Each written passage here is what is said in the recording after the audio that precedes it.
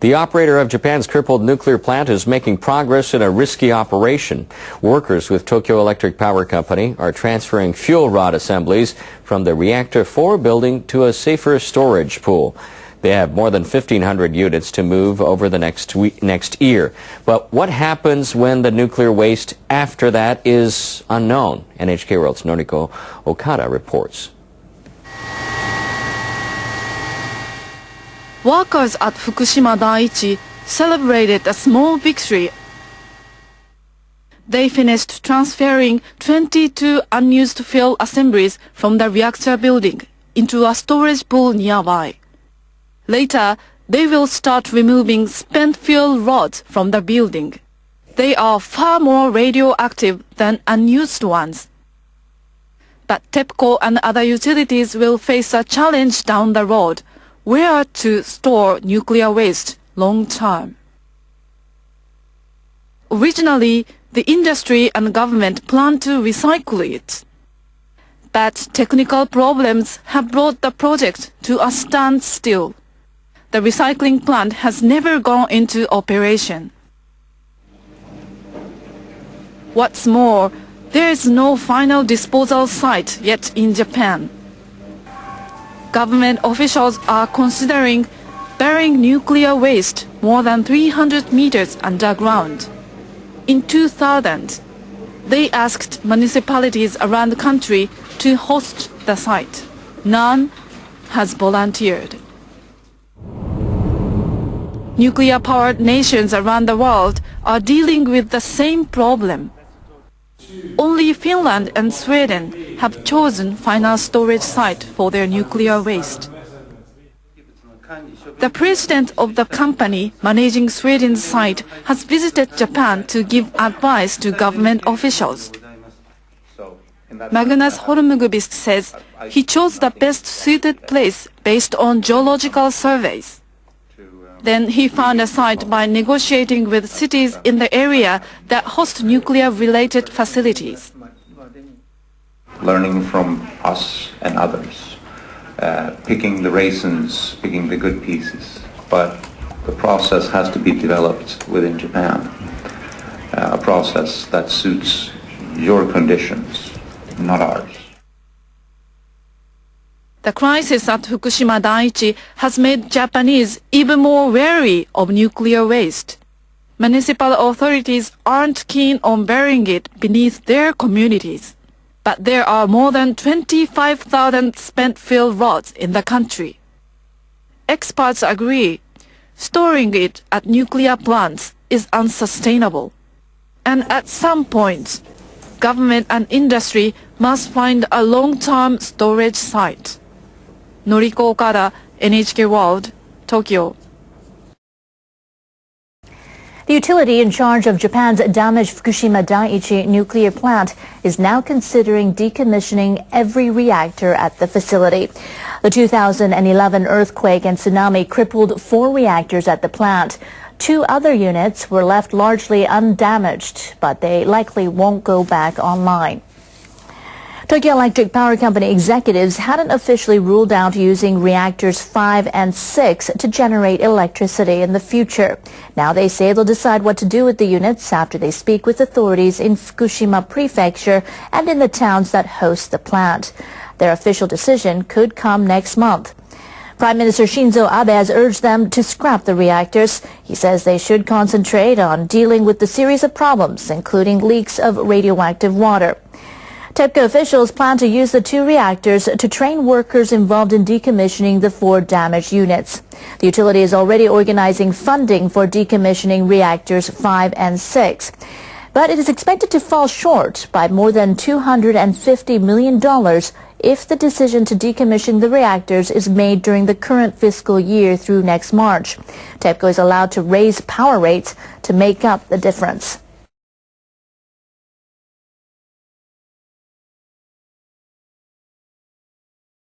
Crews at the plant are also making progress in their effort to deal with the growing amount of radioactive water on site. They're testing a decontamination system. Workers wanted to start using the Advanced Liquid Processing System, or ALPS, this year. It is designed to remove 62 kinds of radioactive substances, excluding tritium. But they suspended a test run in June after they discovered corrosion of a tank allowed unprocessed water to escape. They have fixed the problem and restarted tests on all 3 of the system's lines. TEPCO officials say they found that ALPS can't fully remove 4 radioactive materials, including cobalt and antimony. They say they will improve the system before making it fully operational next year. TEPCO plans to add more lines to the system. They want to decontaminate all radioactive water at the plant by March 2015.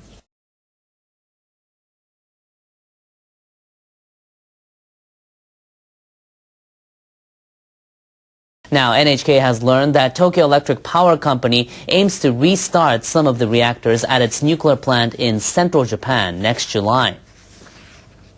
TEPCO representatives say restarting the Kashiwazaki Kariwa plant in Niigata Prefecture will help revive their business after the nuclear accident at Fukushima Daiichi. The number 6 and 7 reactors will undergo safety checks by the government's Nuclear Regulation Authority. This is part of the procedures for restarting nuclear plants. TEPCO has set the target date for next July. The checks will take at least 6 months. The utility needs to negotiate with the plant's host communities.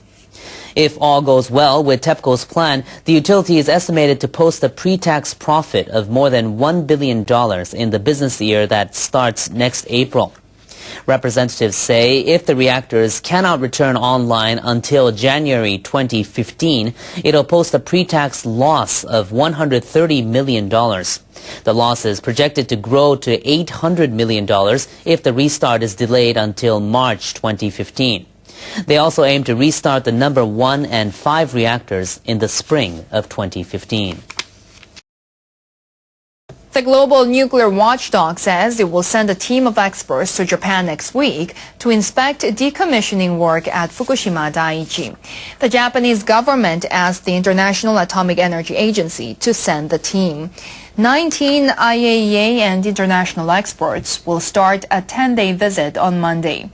They'll travel to the plant to observe work to remove nuclear fuel from the Reactor 4 building. They'll also conduct hearings with officials from the government and TEPCO, and they'll be examining how workers are managing radioactive wastewater at the plant. Earlier this month, analysts working for the IAEA checked marine pollution around Fukushima Daiichi. The inspectors arriving next week will follow up on that work and then submit a report to the government. The earthquake and tsunami that ravaged northeastern Japan in March 2011 killed more than 18,000 people. Giant waves have pummeled the region many times in the distant past as well, and residents have tried to leave records of those events. Now, some researchers believe the old accounts can help prevent future disasters. NHK World's Takafumi Terui reports. Yukiko Dazai is an amateur historian. She explores areas in northeastern Japan, focusing on geographical names. Dazai says many locations have links to past disasters. This area is called Obunezawa. The name means big ship stream. It's almost 3 kilometers inland, yet a local legend says that a ship was swept there by a tsunami that occurred long ago. This place is so deep in the mountains that I never believed a ship or a tsunami could reach this far. But on March 11th, the tsunami did reach here, so I realized that the legend was probably true.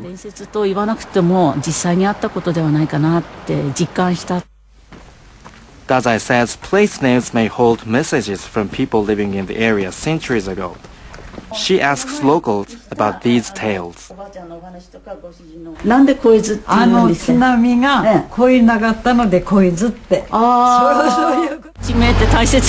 I feel very strongly that place names are important. The locals have suffered from tsunamis for many generations. I think these names reflect their experiences. It's not only amateur historians that are studying the past for clues to dangers in the future. Researchers at the National University are digging into the archives to help them prepare for disasters.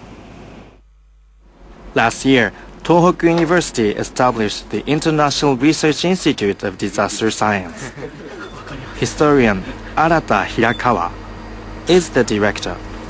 He studies all documents to see how people dealt with past disasters. The tsunami 2 years ago inundated the Sendai Plain. Hirakawa superimposes a map of the flooded areas over one from the 17th century. He found that the 2011 tsunami didn't affect the old main road and nearby villages. He says this knowledge could have helped to lessen the damage from the disaster. It's possible that the highway and towns were built in places that people felt were safe, based on their experience with the many tsunamis that had hit the area. Hirakawa collaborates with other researchers specializing in the science of tsunamis. They are now looking at one that struck in 1611. Researchers had assumed the tsunami was caused by an earthquake with a magnitude of 8.1. But Hirakawa and his team made new findings. They now believe the quake had a magnitude of 8.5. Hirakawa says that if such a massive quake did occur 400 years ago, tsunamis might hit the region more often than previously thought. Hirakawa presents the results of the research in lectures. He hopes to have more opportunities to exchange views with other researchers. If amateur historians dig deeper into the history of disasters in their area and present their research locally, I think our society can develop greater resistance to these catastrophic events. Local residents have left a legacy of their experiences. By uncovering these stories, Dazai and Hirakawa believe they can offer life-saving wisdom to future generations. Takafumi Terui, NHK World. Japanese delegates have been forced to defend themselves. Their government announced during the conference that it would lower emissions targets. This target may appear to be less ambitious. However, this is an ambitious target. Japanese leaders have been struggling to revise their energy policy after the nuclear accident 2 years ago at Fukushima Daiichi. For their new target, they've set a base year of 2005. By 2020, they want to reduce greenhouse gas emissions by 3.8%. But Ishihara said the new target is tentative. He said it does not take into account the emissions cuts possible when using nuclear plants. But others at the conference are lining up with their criticisms. Now is not the time to lower the target. Japan should aim to meet the previous target. Generally speaking, I'm very disappointed with the new target. Whatever their explanation is, we want to see action. We want to see results. The U.S. Special Envoy for Climate Change defended Japan. Todd Stern said the country is under special circumstances after the accident in Fukushima. Delegates from more than 190 countries and regions are trying to find common ground on an issue that's affecting communities worldwide. They're meeting in Warsaw to work out the details of a new framework for cutting greenhouse gas emissions. Ministers and other negotiators at the United Nations climate change talks have been debating the issues since last week. The new framework will apply to all countries from 2020. It will replace the Kyoto Protocol, which only binds some industrialized nations. Environment ministers want to finalize an agreement in 2015. They'll discuss a timeline for countries to submit their reduction targets, but they're yet to go into the specifics of the framework. Under the Kyoto Protocol, Japan pledged to reduce its emissions by an average of 6% by 2012 compared to 1990 levels. Environment Minister Nobuteru Ishihara says it's achieved that goal. Some claim Tokyo's new target for 2020 and beyond is too low. But Ishihara says it's important to note that Japan's giving technical and financial help to developing countries to achieve their reduction targets. Deep divisions remain among the parties meeting in Warsaw. NHK World's Mitsuko Nishikawa reports. Kiribati is a small island nation in the Pacific Ocean. By mid-century, rising ocean levels could leave 80% of the main island underwater. Many homes are already vulnerable to high tides.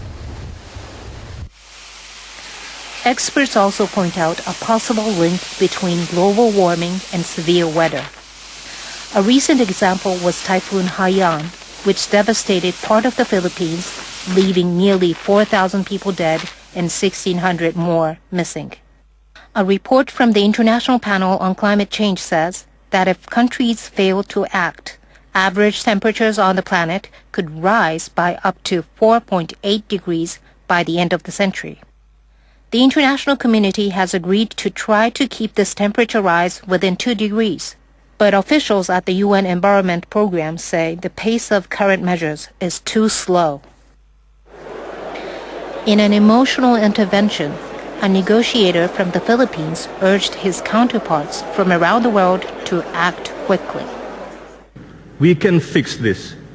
We can stop this madness right now, right here, in the middle of this football field, and stop moving the goalposts.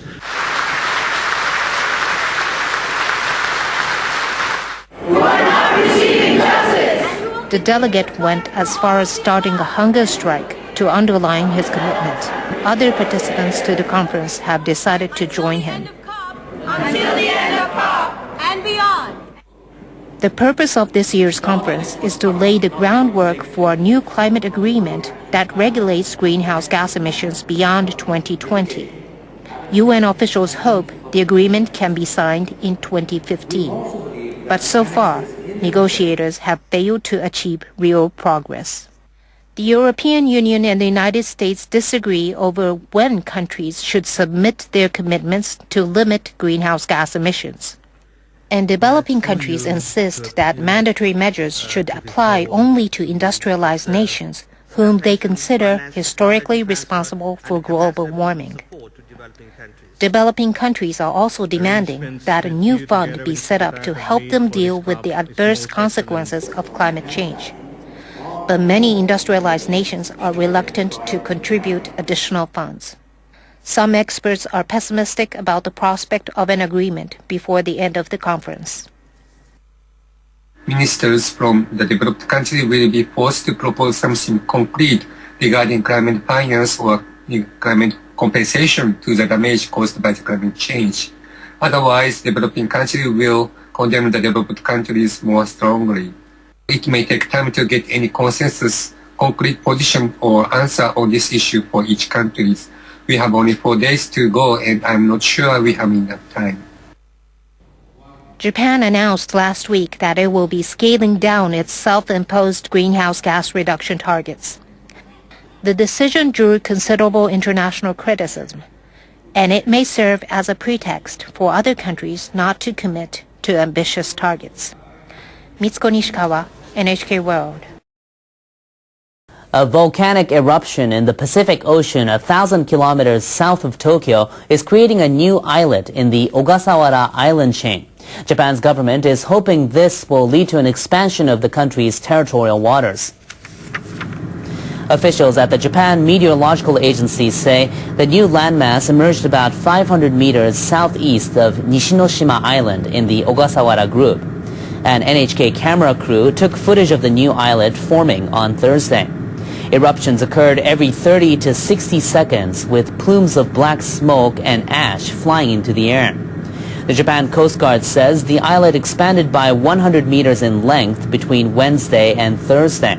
Officials say it's now 400 meters long north-south.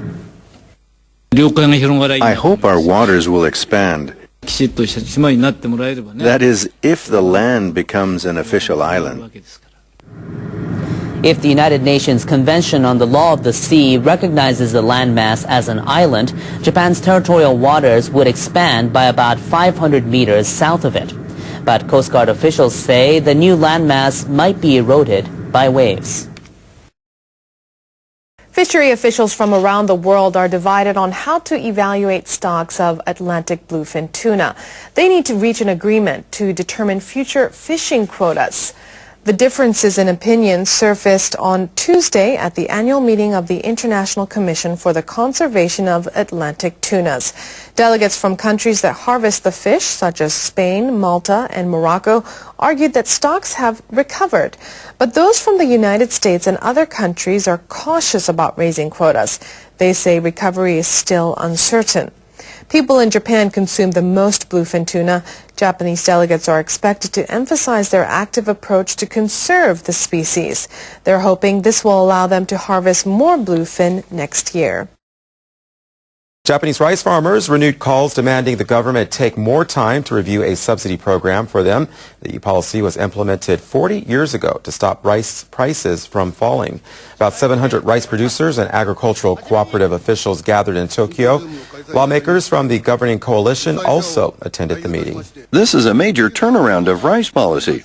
The government should deal with it thoroughly and cautiously in order to prevent confusion among producers.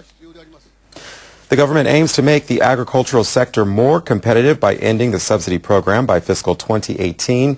It also plans to sharply slash subsidies for farmers who take part in acreage reductions starting next year.